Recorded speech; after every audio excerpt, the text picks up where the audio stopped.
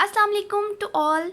हम अपने last lecture में केमिस्ट्री की 4 ब्रांचेस को डिस्कस कर चुके हैं, तो आज हम नेक्स्ट 4 ब्रांचेस को इस लेक्चर में डिस्कस करेंगे। तो आज जहाँ से हमने स्टार्ट लेना है वो कौन सी ब्रांच है? Guess what? Industrial chemistry. आज हमने स्टार्ट लेना है इंडस्ट्रियल केमिस्ट्री से। तो इंडस्ट्रियल केमिस्ट्री क्या है, इसकी डेफिनेशन क्या है? हम कहते हैं ये केमिस्ट्री की वो ब्रांच है। अब नाम से देखें, नाम में क्या आ रहा है? इंडस्ट्रियल। यानी कि अब आपने जिस भी चीज़ की बात करनी है वो लेवल बढ़ चुका है उस चीज़ का। अब क्या है, वो कहते हैं कि industrial chemistry deals with the manufacturing of chemicals. अब केमिस्ट्री में बन तो केमिकल्स ही रहे हैं, अब ये केमिकल्स की मैन्युफैक्चरिंग के साथ डील करती है, केमिकल कंपाउंड्स के, लेकिन कमर्शियल स्केल पे। कमर्शियल स्केल का मतलब है किसी बड़े पैमाने पे। अब इंडस्ट्रियल केमिस्ट्री है, अब इंडस्ट्री के लिए जो हमें चीज़ चाहिए उसे हम लैब में खड़े होकर किसी बीकर में तो बनाने से रहे, हमें वो लार्ज क्वांटिटी में वो चीज़ चाहिए। तो अब हम केमिकल कंपाउंड्स बनाएंगे बहुत ज़्यादा बड़ी क्वांटिटी में, कमर्शियल स्केल पे। तो इस चीज़ को हम कहेंगे कि ये इंडस्ट्रियल केमिस्ट्री है। ठीक है, केमिकल्स बनाने हैं बड़े स्केल पे, तो वो कौन डील करेगा? इंडस्ट्रियल केमिस्ट्री डील करेगी। अब हम कहते हैं कि जो इंडस्ट्रियल केमिस्ट्री है ये मैन्युफैक्चरिंग ऑफ बेसिक केमिकल्स के साथ डील करती है। अब कोई भी चीज़ आगे अगर हमने फर्दर कॉस्मेटिक इंडस्ट्री या किसी भी इंडस्ट्री में हमने जो चीज़ बनानी है तो उसके लिए हमें रॉ मटेरियल्स तो चाहिए। तो पहले रॉ मटेरियल्स बनाए जाते हैं, बेसिक केमिकल्स बनाए जाएंगे, जिस तरह के ऑक्सीजन। ऑक्सीजन की डिमांड बहुत ज़्यादा है, अमोनिया, कास्टिक सोडा, ठीक है, सोप वगैरह में भी यूज़ होता है, chlorine, nitric acid, sulphuric acid. ठीक है, ये बेसिक केमिकल्स सबसे पहले बनाए जाते हैं।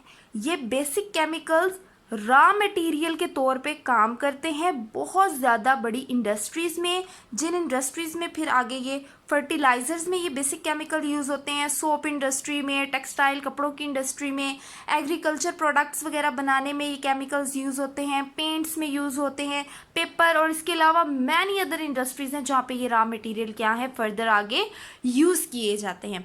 तो इंडस्ट्रियल केमिस्ट्री का बेसिकली काम ही यही है कि पहले वो रॉ मटेरियल जो बेसिक केमिकल्स हैं, ठीक है, उनकी तैयारी करती है, फिर आगे जो है ये रॉ मटेरियल बहुत सारी इंडस्ट्रीज़ में यूज़ करके आगे फर्दर डिफरेंट बहुत वाइड वैरायटी में क्या होते हैं, प्रोडक्ट्स बनाए जाते हैं। ठीक है, तो इंडस्ट्रियल केमिस्ट्री के बाद हमारे पास केमिस्ट्री की जो नेक्स्ट आगे फर्दर ब्रांच आती है वो कौन सी है? Nuclear chemistry. न्यूक्लियर केमिस्ट्री क्या है, इसकी डेफिनेशन क्या है? हम कहते हैं it deals with the radio activity. What is radio activity? Radio activity क्या है? ये एक ऐसा प्रोसेस है जिसमें एक अनस्टेबल एटॉमिक न्यूक्लियस, अनस्टेबल वो होता है जो ज़्यादा देर तक अपनी एक हालत में नहीं रह सकता, एक अनस्टेबल एटॉमिक न्यूक्लियस अपनी एनर्जी को क्या कर देता है? रिलीज करता है रेडिएशन के ज़रिए। ये प्रोसेस रेडियो एक्टिविटी कहलाता है। ठीक है, न्यूक्लियर केमिस्ट्री रेडियो एक्टिविटी के साथ डील करती है, न्यूक्लियर प्रोसेसेस के साथ डील करती है। न्यूक्लियर प्रोसेसेस कौन से होते हैं? फिशन और फ्यूजन रिएक्शंस वगैरह न्यूक्लियर प्रोसेसेस में आते हैं, और इनकी प्रॉपर्टीज़ के साथ। क्या न्यूक्लियर केमिस्ट्री क्या है? Deals with radio activity, nuclear processes and properties, और इनकी प्रॉपर्टीज़ के साथ डील करती है। ठीक है, अगली बात हम कहते हैं इस ब्रांच का जो मेन कंसर्न है वो किसके साथ है जी? वो एटॉमिक एनर्जी के साथ है। ठीक है, एटॉमिक एनर्जी के साथ इस ब्रांच का मेन कनेक्शन है, and it's uses in daily life, और इसके डेली लाइफ में क्या यूजेस हो रहे हैं ये भी न्यूक्लियर केमिस्ट्री ही देखती है। इसके अलावा हम कहते हैं न्यूक्लियर केमिस्ट्री स्टडी करती है केमिकल इफेक्ट्स को। कौन से केमिकल इफेक्ट्स को? जो रेडिएशन को एब्जॉर्ब करने के बाद आते हैं। रेडिएशन चाहे वो एनिमल्स एब्जॉर्ब कर रहे हैं, प्लांट एब्जॉर्ब कर रहे हैं, या कोई दूसरा मटेरियल जो रेडिएशंस को एब्जॉर्ब कर रहा है, तो उन रेडिएशंस को एब्जॉर्ब करने के बाद जो है कौन से इफेक्ट्स आ रहे हैं, कौन से केमिकल इफेक्ट आ रहे हैं, उसको कौन देखेगा? न्यूक्लियर केमिस्ट्री देखेगा। ठीक है, अब न्यूक्लियर केमिस्ट्री की हमारे पास एप्लीकेशंस कौन सी? अगर हम न्यूक्लियर केमिस्ट्री की एप्लीकेशंस की बात करें तो हम कहते हैं न्यूक्लियर केमिस्ट्री की मेडिकल ट्रीटमेंट में बहुत ज़्यादा एप्लीकेशंस हैं। जिस तरह कि ये मैंने एक बात लिखी है, रेडियोथेरेपी। रेडियोथेरेपी क्या होता है? रेडियोथेरेपी हुई, जिस तरह हम कहते हैं कैंसर का ट्रीटमेंट किया जाता है रेज लगा के, ठीक है, रेज लगाई जाती है और रेज के ज़रिए कैंसरियस पार्ट जो होता है उसका ट्रीटमेंट किया जाता है, इसको रेडियोथेरेपी कहते हैं। मेडिकल ट्रीटमेंट में बहुत ज़्यादा यूज़ होती है, ठीक है। इसके अलावा फूड को प्रिजर्व करने के लिए, खुराक को महफूज करने के लिए। और तीसरे नंबर पे जनरेशन ऑफ इलेक्ट्रिकल पावर, ये बिजली वगैरह बनाने के लिए, इलेक्ट्रिकल पावर जनरेट करने के लिए जो है न्यूक्लियर केमिस्ट्री भी बहुत अच्छी तरह से यूज़ होती है, ठीक है। न्यूक्लियर, ये सारे काम जो है हम न्यूक्लियर केमिस्ट्री में देखते हैं, ये इसकी एप्लीकेशंस हैं, ये 2-3, इसके अलावा भी इसकी और एप्लीकेशंस हैं। तो इसके बाद हम जो अब नेक्स्ट ब्रांच देखेंगे वो ब्रांच है हमारे पास इन्वायरमेंटल केमिस्ट्री। इन्वायरमेंटल केमिस्ट्री, अब हम अगर बात करें इन्वायरमेंटल केमिस्ट्री क्या है, इसकी डेफिनेशन क्या है, तो हम कहते हैं study about the components of environment. Environmental chemistry study करती है इन्वायरमेंट के कंपोनेंट्स को और हमारी ह्यूमन की एक्टिविटीज़ से उस इन्वायरमेंट पे क्या इफ़ेक्ट हो रहा है। इन्वायरमेंट क्या है, हमारे इर्द गिर्द जो भी चीज़ें हैं वो मिलके हमारा इन्वायरमेंट बनाती हैं, हमारा माहौल बनाती हैं। अब इन्वायरमेंटल केमिस्ट्री का क्या काम है कि हमारे इर्द गिर्द का जो इन्वायरमेंट है, माहौल है, उसमें कौन कौन से कंपोनेंट्स मौजूद हैं या वो किन कंपोनेंट से मिलके बना है, वो इन्वायरमेंटल केमिस्ट्री देखेगी। फिर दूसरे नंबर पे देखेगी कि ये जो ह्यूमंस हैं इनकी एक्टिविटीज़ से इस इन्वायरमेंट पे क्या असर पड़ रहा है, अच्छा असर पड़ रहा है, बुरा असर पड़ रहा है, पोल्यूशन क्रिएट हो रहा है, क्या हो रहा है, ये सब कुछ कौन देखेगा, इन्वायरमेंटल केमिस्ट्री देखेगा। जो ये हमारे पास इन्वायरमेंटल केमिस्ट्री है ये बहुत सारी अदर फील्ड से रिलेटेड है, बहुत सारी अदर फील्ड से रिलेट करती है। किस तरह, बायोलॉजी से भी ये रिलेट करती है, ठीक है। बायोलॉजी आपको पता है स्टडी ऑफ लाइफ, जिसमें हम लाइफ की स्टडी करते हैं। इसके अलावा ये जियोलॉजी से भी रिलेट करती है।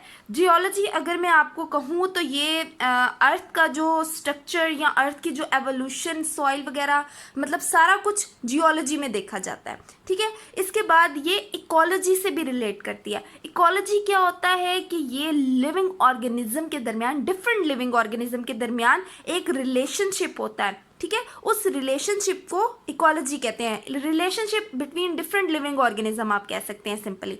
इसके अलावा सॉइल और वाटर के साथ भी ये इन्वायरमेंटल केमिस्ट्री क्या करती है, रिलेट करती है। बहुत सिंपल सी ब्रांच है ये, मुश्किल इसमें कोई भी बात नहीं है। फिर वो कहते हैं कि इन्वायरमेंटल को जो है आपने प्रोटेक्ट करने के लिए आपको उसके बारे में नॉलेज होना चाहिए, ठीक है। कौन कौन से केमिकल प्रोसेसेस क्या हैं इन्वायरमेंट में हो रहे हैं, अगर आपको पता होगा तो ही आप अपने इन्वायरमेंट को क्या है इम्प्रूव भी कर सकेंगे और अपने इन्वायरमेंट को प्रोटेक्ट भी कर सकेंगे। अच्छा जी, इसके बाद हमारे पास जो लास्ट ब्रांच है केमिस्ट्री की हमारी बुक के अंदर, वो कौन सी ब्रांच है, वो एनालिटिकल केमिस्ट्री है। अब एनालिटिकल केमिस्ट्री क्या है, इसकी डेफिनेशन क्या है। बेसिकली अगर आप एनालिटिकल केमिस्ट्री कहो तो आप कहते हैं कि एनालिटिकल केमिस्ट्री 2 चीज़ों के साथ डील करती है। Number 1 separation of sample, number 2 analysis of sample to identify its component.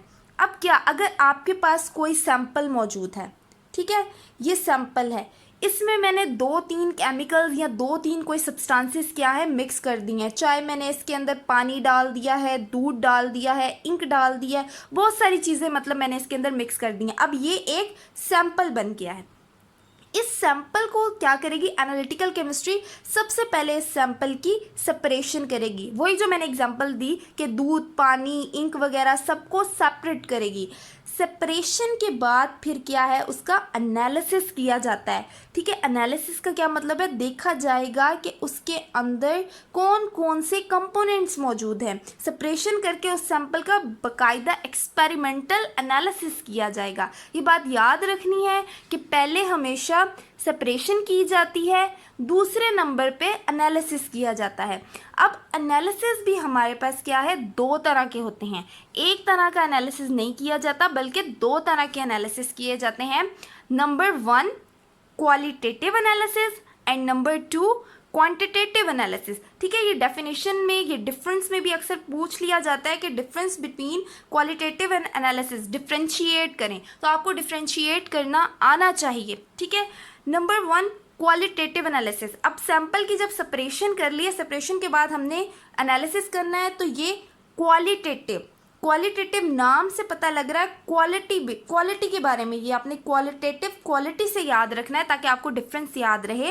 Provides the identity, quality identity, provides the identity of substance, ठीक है, उसकी कंपोजिशन के बारे में बताता है। जो भी सैंपल के अंदर केमिकल स्पीशी मौजूद है उसकी आइडेंटिटी देता है हमें क्वालिटेटिव एनालिसिस।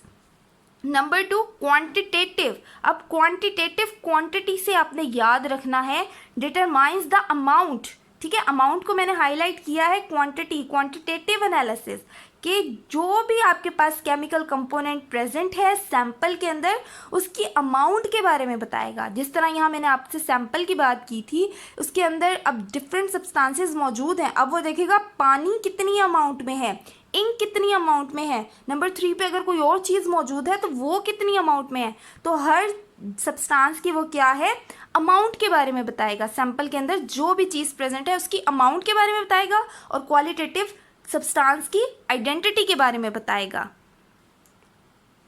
ठीक है, तो अब हमने जब ये एनालिसिस वगैरह और सारा प्रोसीजर परफॉर्म करना होता है तो जाहिर सी बात है हम डिफरेंट टेक्निक्स यूज़ करेंगे और हम डिफरेंट तरह के इंस्ट्रूमेंट भी यूज़ करेंगे। तो डिफरेंट टेक्निक्स और डिफरेंट जो है इंस्ट्रूमेंट वो क्या है, एनालिटिकल केमिस्ट्री में यूज़ किए जाते हैं। अब अगर आगे हम इसके स्कोप की बात करें तो एनालिटिकल केमिस्ट्री का स्कोप भी हर जगह आजकल मौजूद है।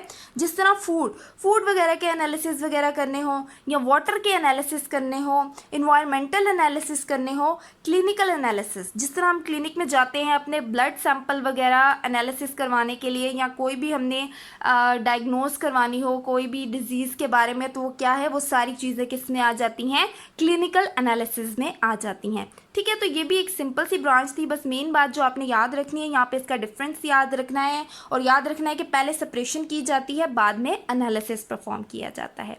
ठीक है, आज के टॉपिक में आई होप कि कोई ऐसी कॉम्प्लिकेटेड बात नहीं थी और कोई ऐसी मुश्किल बात नहीं होगी जो आपको समझ ना आई हो, फिर भी आप मुझसे पूछ सकते हैं। Thank you.